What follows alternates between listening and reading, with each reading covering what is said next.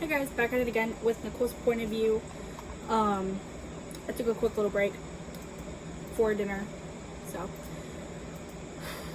sorry, but let's get straight into it. We have 3 more chapters left. A couple years after Noah raped me again, only it wasn't necessarily rape because we were married. It was a love that I wasn't ready for. No, girl, that's not. No, he's lying. I'm sorry.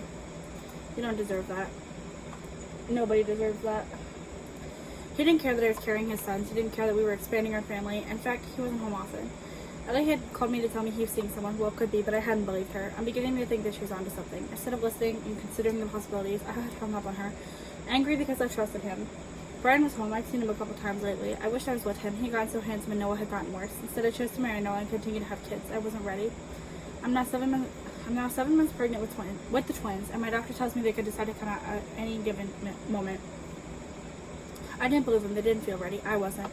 I'm not ready for a lot of things, but life doesn't care about that. Life goes on, and it will leave you behind. One morning, Noah told me to get my lazy ass up and make him breakfast. He went to see someone else, but I had to pretend I didn't know, so I made him eggs and then went back to bed. I was nothing but exhausted. When I got the girls up, I decided we would go Christmas shopping. I couldn't leave Noah. Not at Christmas. It wouldn't be fair.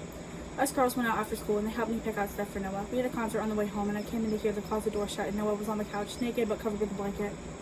I knew he had someone here. I put Noah to bed and went downstairs to see him kiss me, a young blonde girl.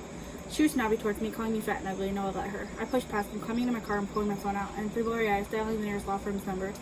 I hope someone's awake. I wipe my tears and try to keep from crying again when someone answers. Hello, I'm Samantha from House of Justice. Who would you like to speak to? I don't know. I sighed, needing a moment. I need a divorce attorney. I've never called before. Oh, that's okay. Samantha chuckles, and I let her fake smile despite her not being able to see. Maybe if my face looks happy, I'll feel happy. How about I share with you some of the lawyers we have available? She asks, and I hear typing. That sounds like a plan. I take a deep breath as she begins rattling off names. I listen half-heartedly. I don't know what to do. I'll probably just pick someone random. Mr. Brian Reed. Samantha reads. Oh, he's a good one. He's really good. You should see him take on a criminal case in court. She whistles. Anyways, continuing on. Stop. I snap out of my turns. He's the one. Can I have him to use for my divorce? I'm panicking. Funny how you just seen him tonight at the store. I bet he wouldn't be expecting a call from me. Of course. I'll put you on the line to his office. It's late, so he might not answer, but you could try again in the morning. Thank you. I'm directed to another line where the phone rings and rings and rings and rings. The voicemail eventually comes on, and his deep, soothing voice leaves his personal phone number. I can't help but smile as I dial it excitedly, saving his number before calling him. The phone rings and rings and rings and rings. My heart drops. What if the number changed over the years? What if he doesn't answer? What if he's asleep? What if he's busy with someone? Hello, this is Brian Reed from House of Justice. He sounded just like he did in the voicemail, calm and collected, his voice deep and mesmerizing. Criminal defense and family attorney. How can I help you? I need a divorce attorney. I say, a little shy about talking to him again. Okay. Despite my shaky and sure voice, he understood immediately. I know I'm in good hands. I would have always been in good hands that I got with him back in high school, or way before that. I'm going to have you answer some questions, then we can fill out some paperwork in my office. Wednesday sound good? Can we do I can't speak. Can we do earlier? I asked. Sure. How about tomorrow? 11:15? Yes. Excellent. All right. Now I'm not in my office tomorrow, so does Starbucks work for you? Sounds amazing. I smile. I already like him. His voice could put me to sleep. Alright, meet me at the table by the window in the middle. Now since it's late, I'll let you get to sleep. I'll ask my questions tomorrow. We can still do paperwork in my office Wednesday, also at 11:15. Okay, thank you. Good night. Good night. Bye. He hangs up, and I wish I could call him again just to talk. I wish I could invite him over to stay the night to comfort me when I was going to break down. I still have to go inside to face Noah and Veronica, who had left the room.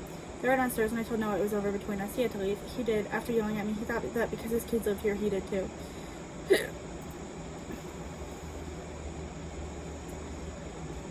That doesn't work like that. When they finally left, I went to my room, and ripped the sheets off the bed, throwing them on the floor with the pillows. I lay down on the bare mattress and hugged myself, starting to cry again. I wake up and get ready before waking the girls up and taking them out to the bus stop, sending them off to school before Mom comes over. Why am I babysitting? She asks with a smile, taking Nora from me. Got a hot date? I smile. No, I'll tell you about it when I get back. I kissed Nora's head and hugged Mom goodbye. When I got to Starbucks, the man in front of me was really tall. I figured it was probably Brian, but I wasn't 100% sure. He smelled good, so it probably was him. The guy's phone began to ring, and he took it out and turned around. He smiled at me, and it lit his entire face up. It was Brian.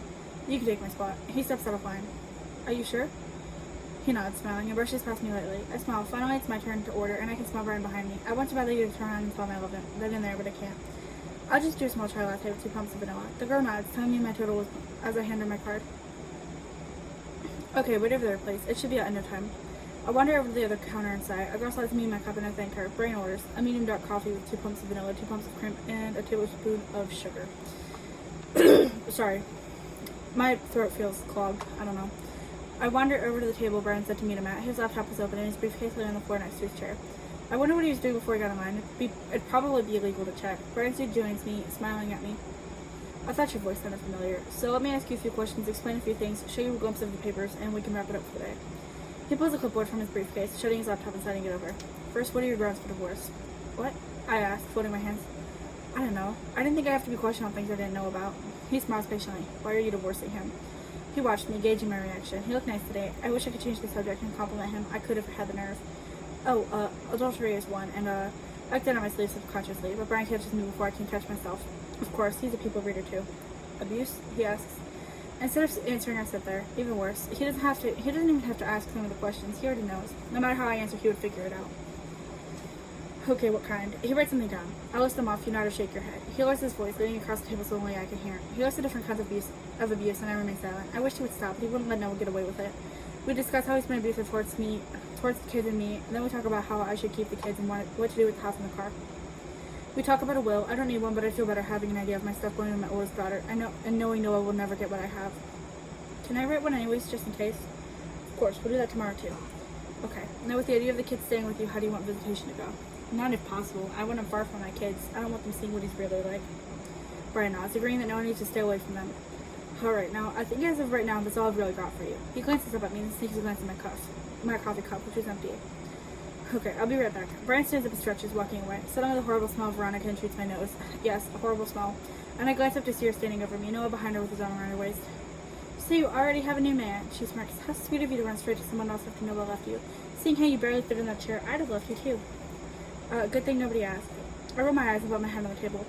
Poor thing. If only you didn't have to be so fat, no one might have stayed with you. Clearly, you've been cheating too, or you would have had to take years to find someone new. Poor thing. Veronica repeats as she struts away, Noah following close behind. Brian comes back finally and serves a coffee cup across the table to me. Chai latte with 2 pumps of vanilla. I took it cautiously, surprised he knew my order and thanking him. He nods, sitting down. So now we've covered almost everything. One more thing we need to cover is child support and alimony. Yes, for both of them. Brian smiles. Okay, I'll make note of that. Now, one more thing. Do you have any debt? No, but Noah does. Brian nods. Okay, let's try to keep it that way. He might try to split some with you. Now, tomorrow we'll write up your temporary orders. Then when we send him the paperwork, he has 14 days to agree or disagree on them. He can write his own up too, and the judge will most likely go with whatever the both of you agree on. Some things, like the kids, will be fought out in court. I nod, watching him pull out some papers. Now for the sneak peek. Mind if I sit there? He points to the seat beside me. I shrug. Here's an idea of what you'll need to think about, and when you have it written out, you'll sign at the bottom. We'll do your will tomorrow, and then we should practically be all set. I smile. Thank you for helping me. Brian smiles back. Don't worry about it. Now, I vividly remember, I like to say, don't worry about it. I like Brian saying that because he could say, no problem, or my pleasure, or I don't mind, or I'm just doing my job. But like all of this don't feel like they have the same kind of meaning as don't worry about it, especially because Nickolle is a worrier. So I kind of like doing that for her and him. I feel like I have stuff on my neck. What the heck? He stands up, packing his things in his briefcase and shaking my hand. It was really nice seeing you. You too. I shake his hand and go to grab my empty coffee cups, but he takes them before I can. I'll throw these away. He throws the cups away before walking me outside and watching me climb into my car and drove away before doing the same. I go home and Mom asks where I was. Noah and I are getting a divorce, I admit sheepishly. Mom's mouth drops open. No way! You're pregnant and it's almost Christmas. Where is he? Mom, he's with somebody. He was cheating on me. He's with her. Oh my god, I'm so sorry, Nickolle. I had no idea. I know. It's okay. I hug her awkwardly and she says, you know, I forgot that Jacob low-key cheated on Michelle too. And then he was like, hey, actually, we're not working. And they broke up. I'm so sorry. You didn't deserve that. Did you find a good lawyer? Well, I sighed. I have Brian. Brian? Mom raises an eyebrow expectantly. Reed. Her eyes widen. Sweetheart, he's the best lawyer here in Armadillo. That man should be somewhere nice, not in a town with a bunch of petty crimes. Well, you know. I hear sometimes travels for outside of the state cases. He's a big name. I sigh. I know. Mom leaves after a while of talking, and the girls finally come home from school, running through the door in excitement. Naomi talks about AJ and Lizzie and what they did today at recess, and I listen as I make dinner. I don't know why I'm making food now. I'm not hungry, and the girls would be okay with eating later. Routine, I guess. A routine I would have to break. And next is Brian. I hope to see you guys there. We're coming to an end, so there's not so much excitement anymore. I'm sorry.